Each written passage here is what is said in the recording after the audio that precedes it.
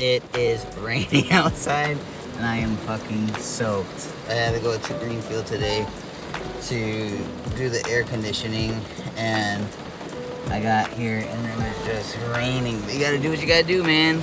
So I did that video a while ago and I'm still pretty salty about it because I went to Greenfield, which is pretty far from like my house and like the big city, and I had to take a top off of an air conditioning unit for the air conditioning guy to come out and service it.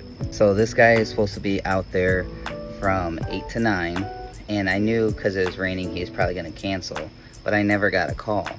So I was out there from 7 getting that top off, making sure everything was good for him, raining, all that bullshit, and he never shows up, never calls. His office person calls me and was like, yeah, we're not gonna be able to come out due to the rain, but also we're not coming out at all. What? The whole situation when I first started with them was they came out and did my Aurora house. They didn't just service it, they put a new condenser in, willing to give them a second try. Reason being is because they were a lot cheaper than their competitors. So I'll give them that. But when I got on the phone with her in the beginning to schedule this, I was like, hey, I need you to come to Greenfield. It's pretty far. Do you guys even service that area? She literally put me on hold, talked to the guy, and was like figuring it out, I guess, and said, yeah, we'll come out to Greenfield. So I expected that they did their due diligence on how far Greenfield was. Like, anytime I've ever worked for a service company, that's the first thing I did. I would get on Google and do the map and see how far it was and see how much mileage was. I asked all that. How much mileage is going to be? No, we're not going to charge you for mileage. It's just going to be the service to clean it. I was thinking everything was be golden. Okay, you're going to come out. So what if it rained? We can schedule another time. But literally wasted my time, and you weren't even going to come out at all. So it stops raining.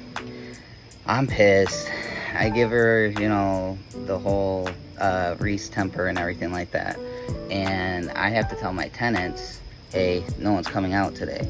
So it makes me look like a jackass, right? I care about not just my property, but I care about my reputation. I care about what my tenants go through, all that shit. Like, I care a lot about this business. So I apologize to my tenants, and I'm like, I'll call somebody else.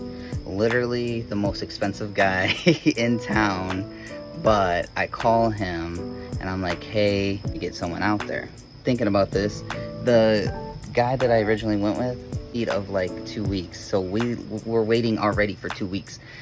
The next guy, literally that same day, comes out, no problem, looks at it, tells me if there's anything wrong. There's nothing wrong, great, just inspected it, all that good stuff.